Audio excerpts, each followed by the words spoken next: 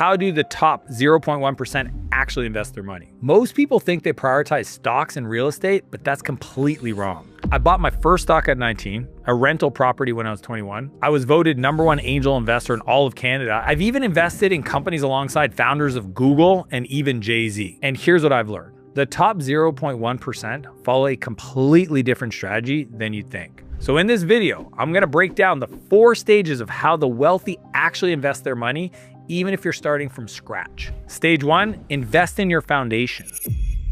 The best thing you can do is invest in getting ready to receive. This is a non-negotiable. First off, we need to prioritize your health, essentially your mental and your physical, because that's the baseline. Once you get rich, the only thing you care about is that you feel good about yourself having that money. If you're healthy, you have 1,000 goals and dreams. If you're unhealthy and sick in the hospital, you've got 1 goal. So we have to prioritize our fitness, our sleep, and our nutrition. All of those will impact your brain. My best investment is in me because I will take me with me for the rest of my life.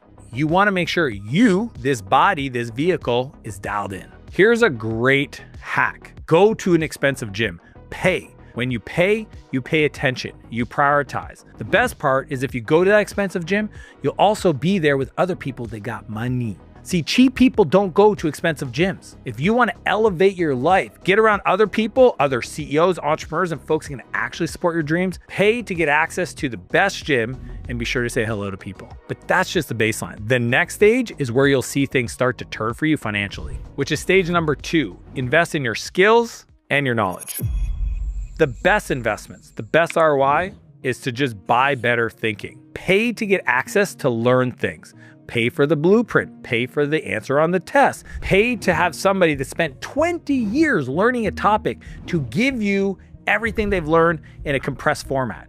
That will sharpen your skills to make you more valuable to get paid more. And then once you pay to get access to those teachers, turn those teachers into relationships. My 12-year-old son the other day bought his first digital course.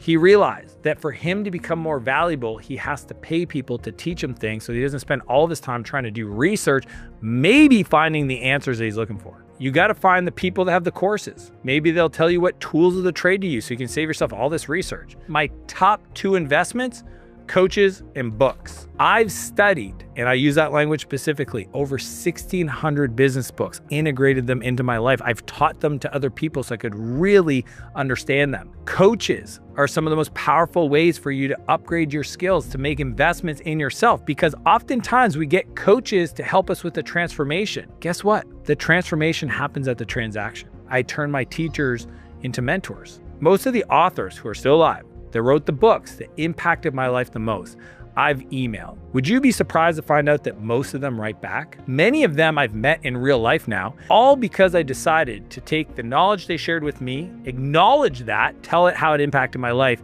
And it turns out if somebody's taken 25 years of their experience, put it into a book, sold it for 20 bucks, and somebody messages them to let them know how it impacted their life, they appreciate that.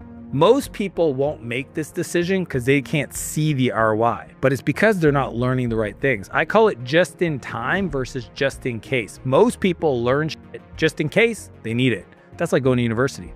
I read books for things I need to solve in my life today. Almost 20 years ago, I read a book called Never Eat Alone by a guy named Keith Ferrazzi. I was an introverted software programmer. I didn't want to talk to people, but I knew I had to learn how to network.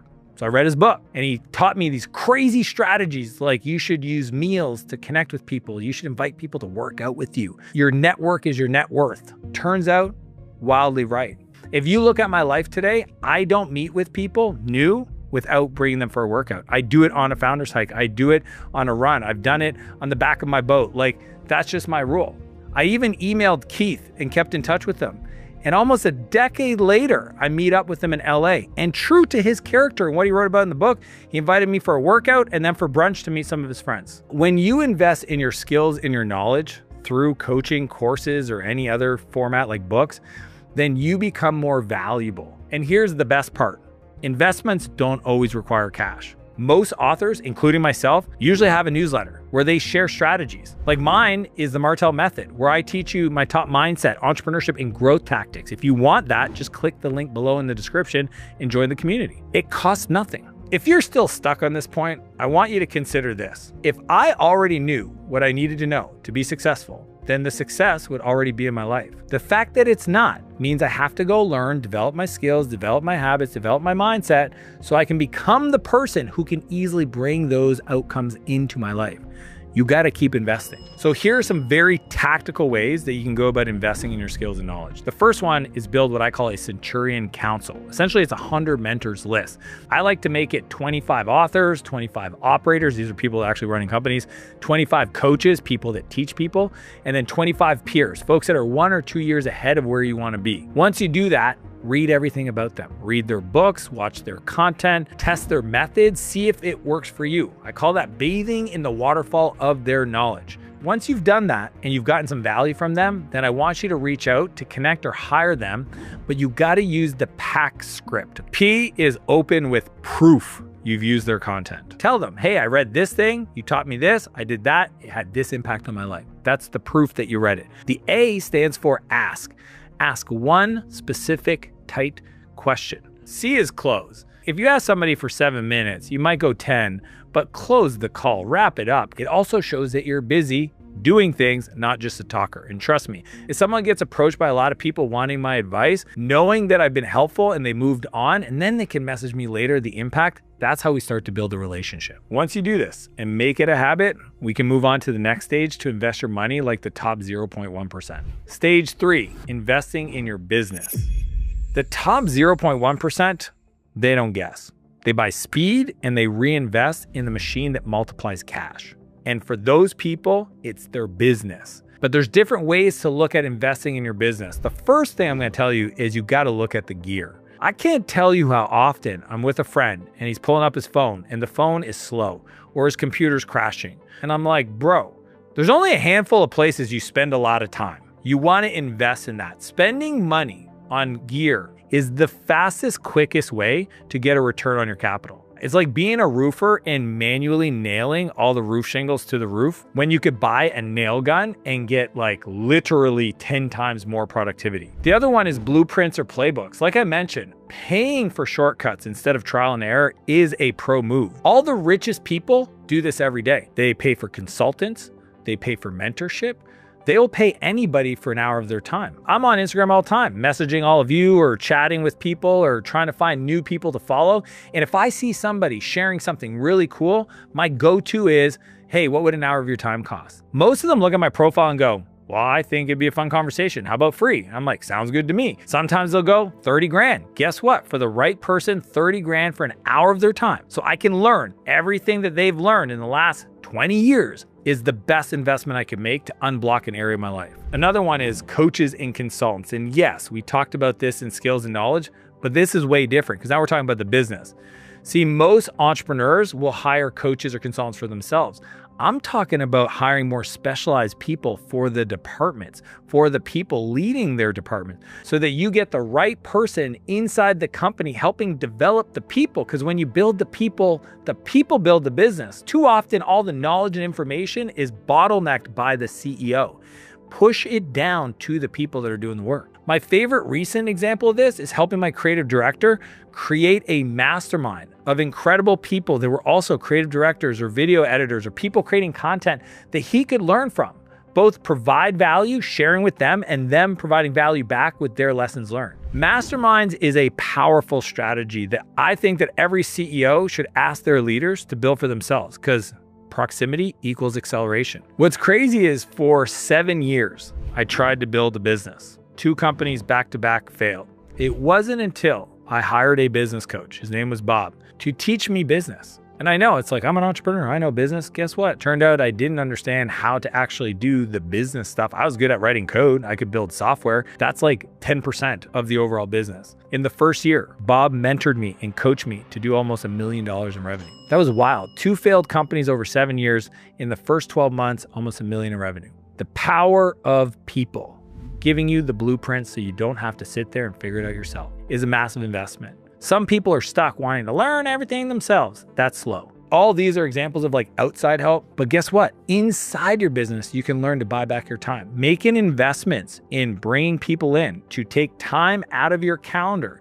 so you don't become a slave to your own business, so that you can re-energize and invest your mind and your talent in the thing that makes you the most money, that lights you up. That is the ultimate investment. This is the buyback principle. You don't hire people to grow your business.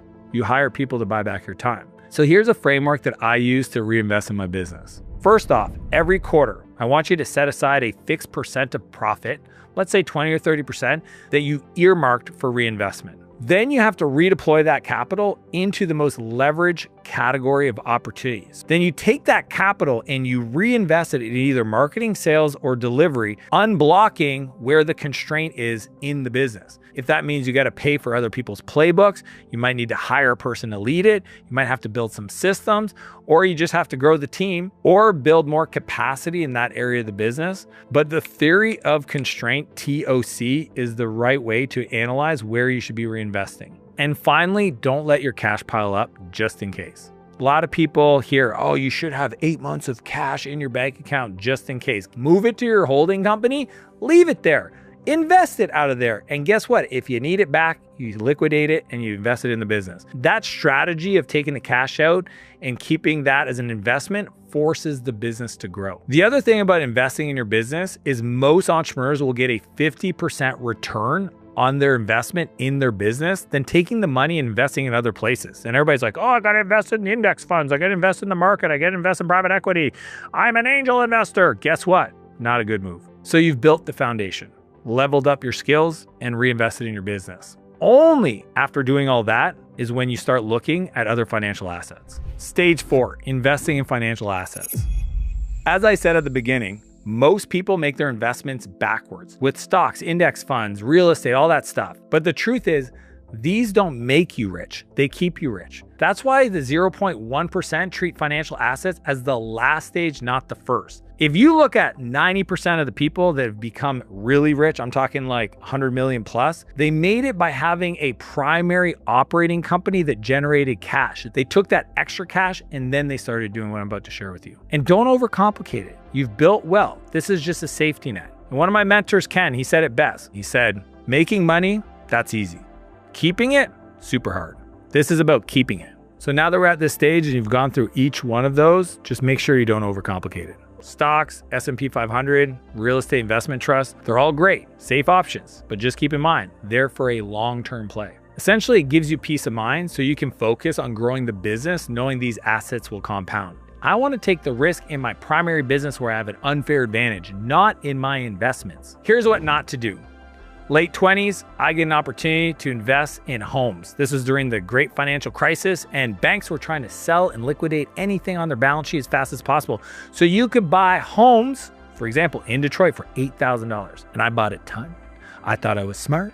I thought I was a real estate guy. And all of a sudden, I find out the homes I buy are essentially were rotten and not livable, and there was homeless people in them, and I should have never got involved in them in the first place. That's when I realized I got to stick to what I know best, software. If your primary business is real estate, go nuts. It's not mine. Whatever you're best at, do that. If money is just sitting on the sidelines, not working, it's just wasted. I consider dollars as little workers, and they need to be put to work. Here's the best part. You can actually leverage your liquid assets, these investments I'm going to talk about, to buy things without paying taxes. Essentially, rich people that have stock in their primary business, think Elon Musk with all his equity tied up in Tesla, he can use that stock to borrow money, essentially a loan backed by the stock, not pay any taxes because it's a loan, and then just take out an insurance policy to pay back the loan if he dies. It's called the buy, borrow, die strategy, and a lot of people use it. The first part is you have to buy.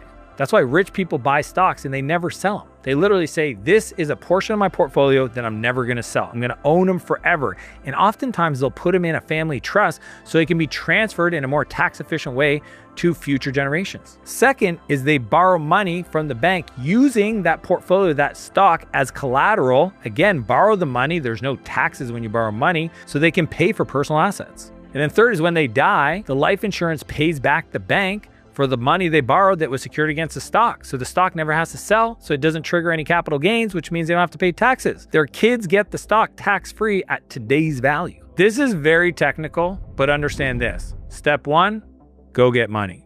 Step 2, invest in your health. Step 3, invest in your knowledge. Step 4, invest in your business. Then 5, do this stuff. The real question that I get asked all the time is what percentage of my income should I be investing in what? First off, put some aside long term. If you want to lock into index funds and just have really tax efficient, low fee type of investing, just so that you start to build the base, again, that you can use as leverage and collateral for your first home, for a business loan, whatever it is, you at least have that there. I'm not saying you're gonna get rich off of it by any means, but at least you'll build a foundation, and savers are growers. So you need to learn how to save. Invest a percentage, call it 10% is a good amount. I like to give to charity because I think you get what you want for other people. So if I want to give my money to people that need it most, I'm going to get more. So I think giving, tithing, 10%, smart strategy. Then the other one is, what percent do you think you should reinvest in yourself? The other day I was talking to one of my sales guys. He makes $35,000 a month. He's 20. He's never made that much money in his life. He goes, look, I put $5,000 in stock. I've got this great apartment. I got a great car. I got a great life, but I still have extra money. What should I do with it? I said, tell me how you've invested in yourself. Did you hire a coach? Did you buy a course? What books are you reading? What seminars are you planning on going to? He didn't have an answer for that. My rule is, if you have capital, invest in you, and then you invest in your team, and then you invest around people around you so everybody gets better. You have to invest in you to be that person.